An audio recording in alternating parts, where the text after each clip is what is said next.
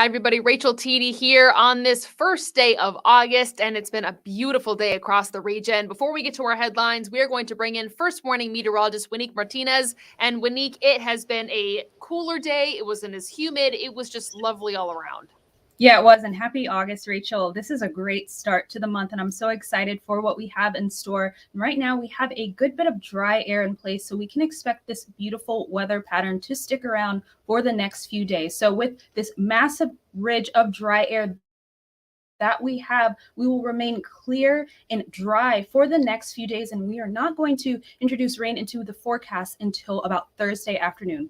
Current look at Saratoga Springs, beautiful with those partly sunny skies, and those temperatures are cool, and they're going to get even cooler as we head into the overnight hours, dropping down into the mid to low 50s and upper 40s in some areas. Another high note that we are starting on for August is that tonight is a supermoon. So with that supermoon, it's going to be bigger and brighter than your average full moon, and that's going to be really, really significant tonight, and it is the sturgeon moon. So it's going to be a beautiful night, a cool night, so get out and try to enjoy that beautiful sky tonight as well. Tonight, temperatures are going to be cool in the 50s, upper 40s for some areas. Tomorrow will be slightly cooler in the upper 70s, but mostly sunny and pleasant yet again tomorrow. As I mentioned, we'll have that next round of rain introduced into the forecast by Thursday, and that humidity will start to increase on Thursday and Friday as well. All right, but we like the nice break before it returns Thursday and Friday for sure.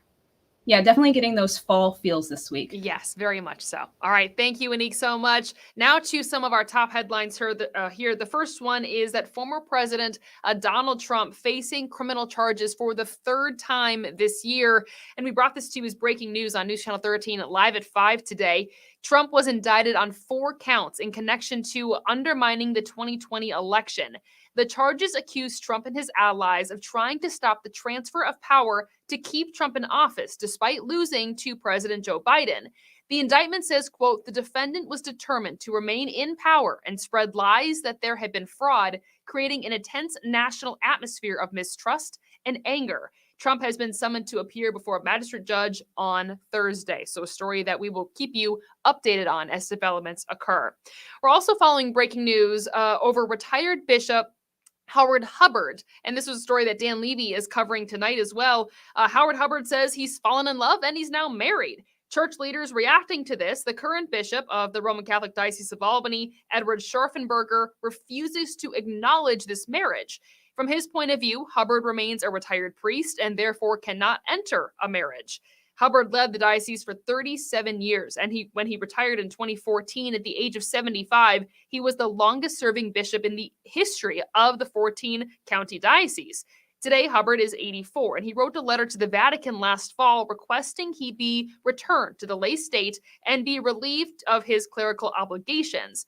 The Vatican wrote back this past April denying that request. The church hierarchy wanted Hubbard to hold off on any life-changing decisions until sexual abuse allegations against him were finished, taken care of in court. But Hubbard noted in a letter that he'd be in his 90s before those lawsuits were settled. You'll hear more about this matter coming up on News Channel 13 live at 9. Dan Levy is covering that. Now to an update on a story that we first told you about yesterday. Cats removed from a home in Troy, and these poor babies. This video just is heartbreaking for me.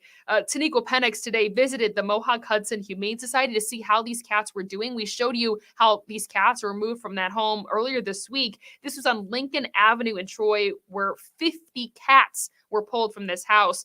They're being carefully assessed now by a team of veterinarians for any potential illness. And the animal response team from Mohawk Hudson Humane Society is partnering with Troy's animal department to hopefully remove all of that cats. That process is not done. They are continuing to try to trap more cats inside this home to make sure that they get the medical care that they need, because some were not doing well, is what one of the officers told our Taniqua Penix on the scene. They had upper respiratory illnesses and just a lot of things going on. So hopefully they catch all of them so they get the care that they need.